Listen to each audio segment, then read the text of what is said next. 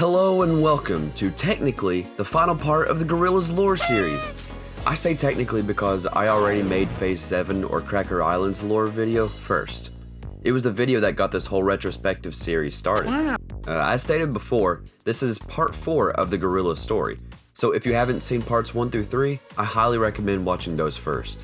This video covers phases 4, 5, and 6, or Humanz, the Now Now, and Song Machine. So hit that like button if you're enjoying the series and subscribe for more Gorillaz related content. Plus, more coming soon. And let's get right into it. But she said, can you hold my coat for me? And I had 2 cups of orange juice in my hand, and I said, I can't. I've got two cups of orange juice in my hand. And then she just started hitting me with her handbag.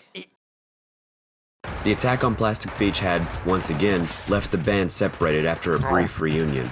2D was still trapped in the whale's mouth. Murdoc and Cyborg Noodle hopped in a submarine and made their escape, and the still giant Russell shoved Noodle in his mouth and got out of Dodge. Somewhere off the coast of Japan, Russell was mistaken for a whale and was harpooned. He managed to escape, but lost Noodle in the process. He drifted through the ocean, wounded and delirious, until he lost consciousness. He washed up on a North Korean beach, where he was then transported to Pyongyang, exhibited like a modern-day Gulliver. The leader claimed that Russell was Pulgasari, the North Korean equivalent of Godzilla, and he had conquered him.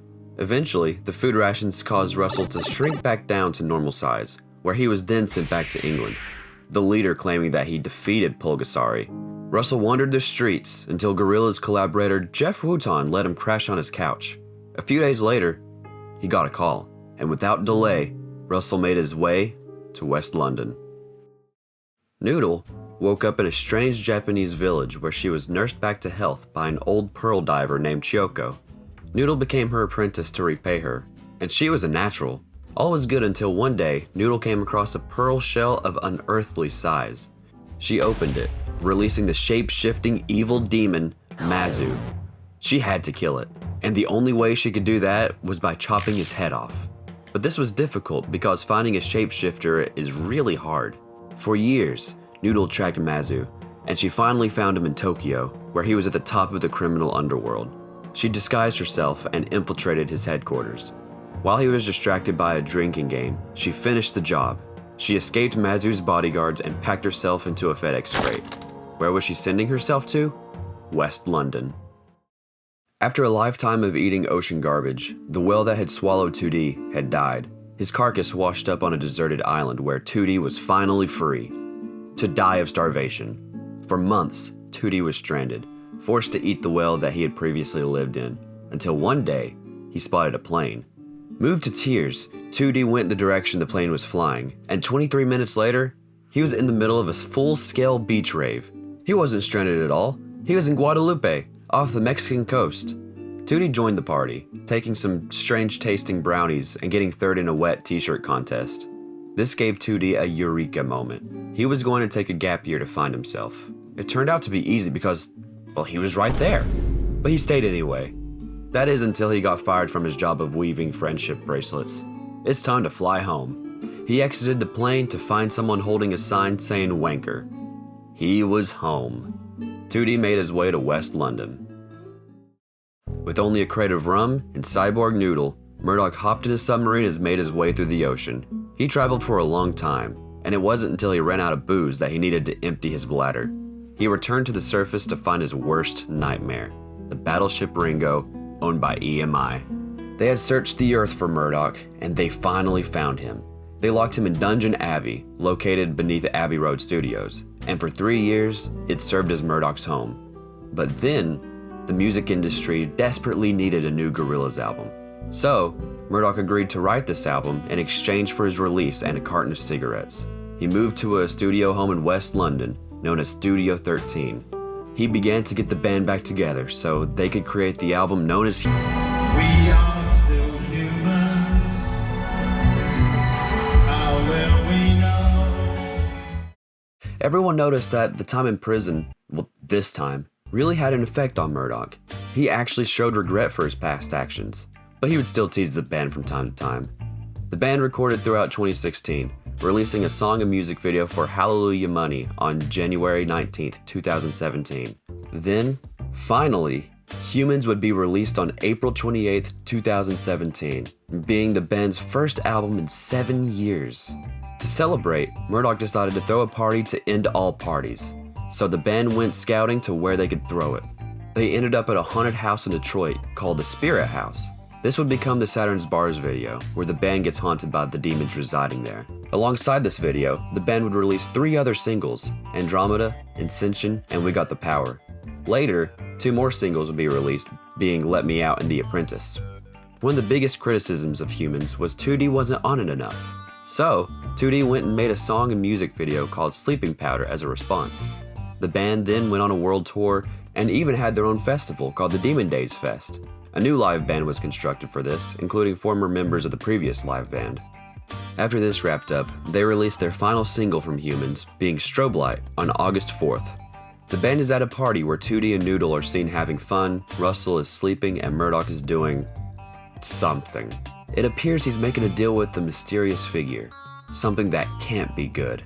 After the video, the band released the Humanz Super Deluxe box set, another song being Garage Palace, and even their own magazine, creatively called G Magazine. In February of 2018, Gorillaz won the Brit Award for Best British Band. The acceptance speech had to be transmitted from Wormwood Scrubs Prison. Sorry my bandmates can't be with me. I'm detained by your Madge. Not the American Madge, our Brit Madge. Jack the Hat, Cyrus the Virus, Big Balls McGuinness, No Balls McKinney, Long Lenny. What happened this time, Murdoc?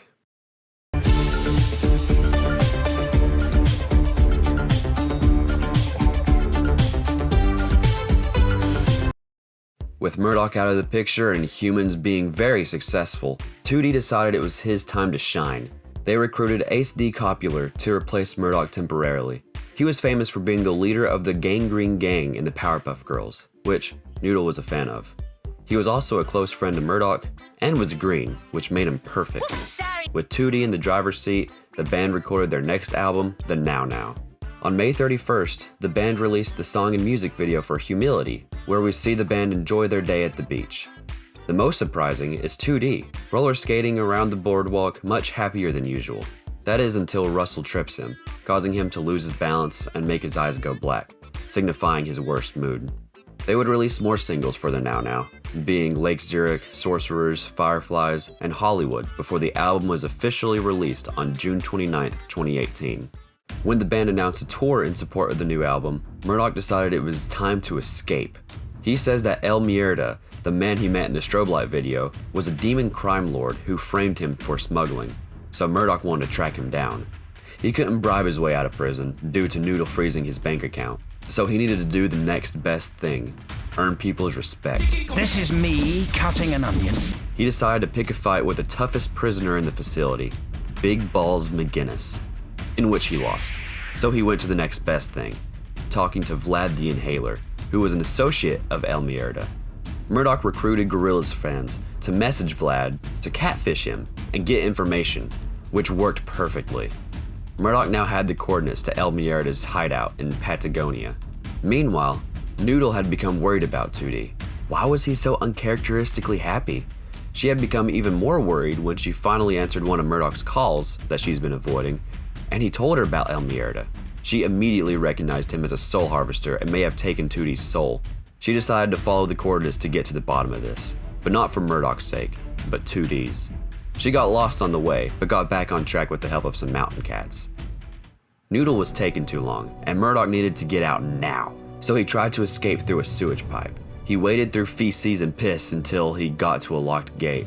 He managed to get it open, only for there to be another wall, and the liquid to rise, leading people to believe that he had drowned.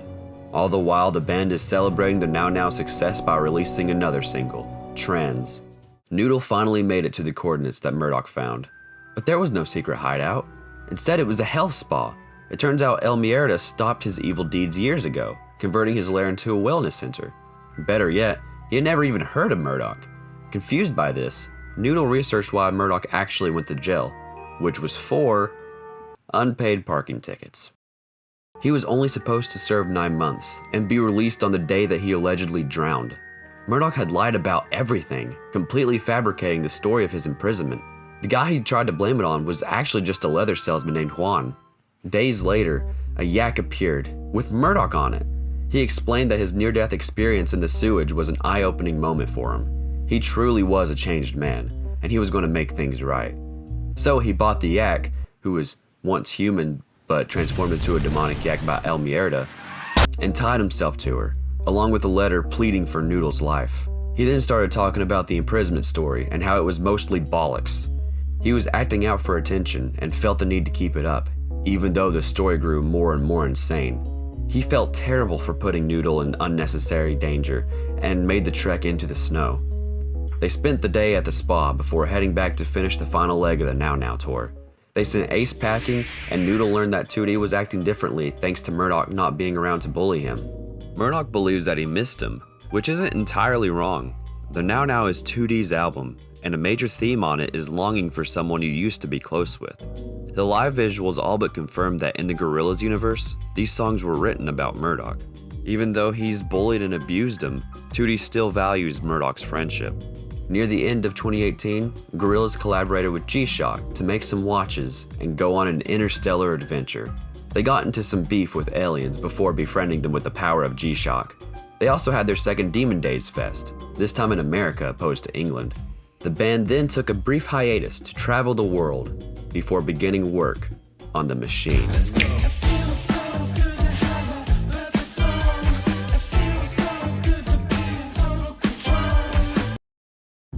The band once again went their separate ways, but not for long. While at Lake Ermia, Noodle sent a postcard stating that the world is disappearing, the forest is burning, the seas are overflowing, and she wants to see all these places before it's gone forever. She then asks if the machine is ready. 2D, who is in Beirut again after failing to get a law degree all those years ago, asks what the parts are used for. Russell, in Mexico, is in love with the hot sauce, so he's planning on bringing it to the masses. Oh yeah, and the machine is going to be ready real soon. Murdoc, he's just drinking an Ibiza. The band reunited at Studio 13, being rebranded to the New Kong Studios. Here, they activated the machine, which was revealed to be the Song Machine. Russell described it as a new way of doing what they do. The machine runs on the unknown, on pure chaos. You will never know who will walk into the studio next, so you must be ready to produce like there's no tomorrow. Suddenly, a portal becomes available to the band members, allowing them to go wherever they want when the machine is on. This allows the band to collaborate with artists all around the world, like Slow Thigh and Slaves in Momentary Bliss, and Fatimara Diawara in Désolé. I'm so sorry if I mispronounced that. With this collab, 2D, Noodle, and Russell stepped through the portal to Lake Como to record with her, but Murdoc was left behind, unable to open the portal. This left him at Kong, sad and depressed.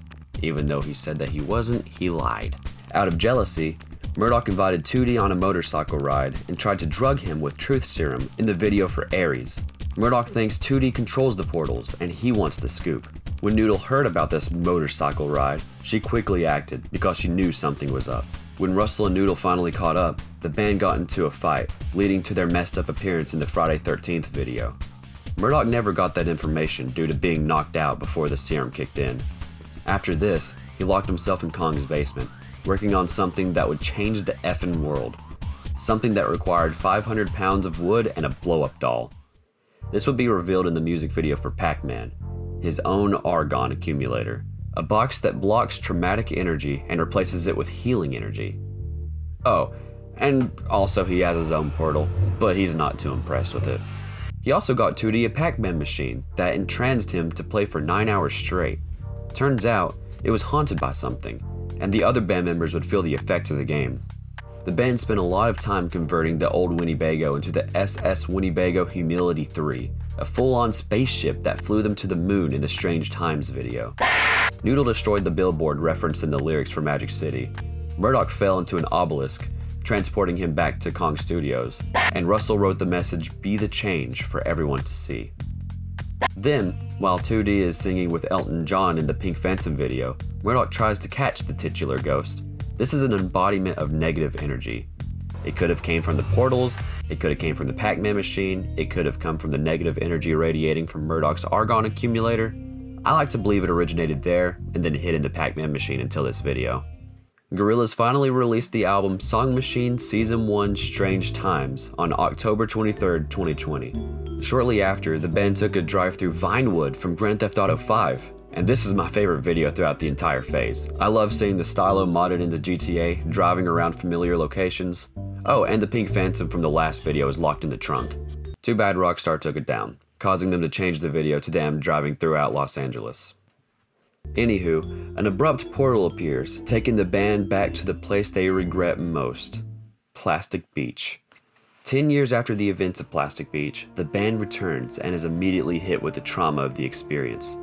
Russell is huge again, Noodle finds her old mask, Tootie spits up a well, and Murdoc finds himself in the Boogeyman's mask, a deactivated cyborg Noodle, and Daly, who apparently never made it off the island.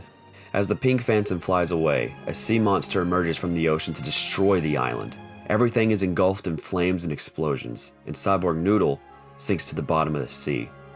The band quickly makes their way up to the lighthouse, where Murdoc once held his pirate radio show.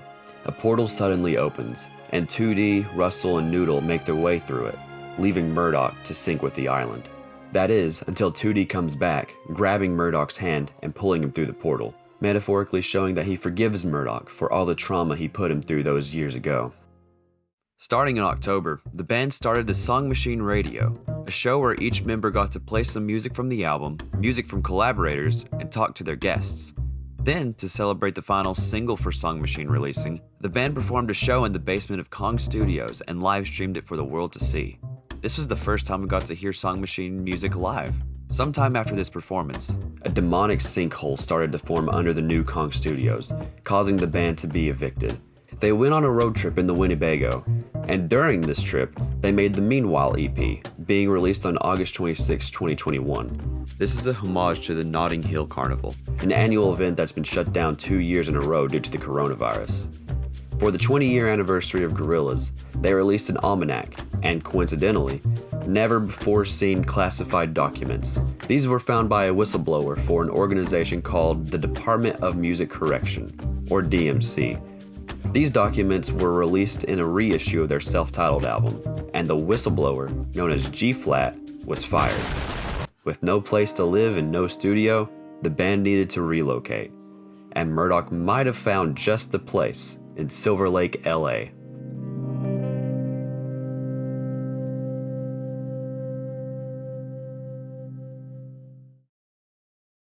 Reminder, the story continues in the dedicated video I made for Cracker Island, so if you haven't seen it or just want a refresher, the video is in the card and description. And another thing, there is a theory that all the Song Machine videos were staged like a real band would.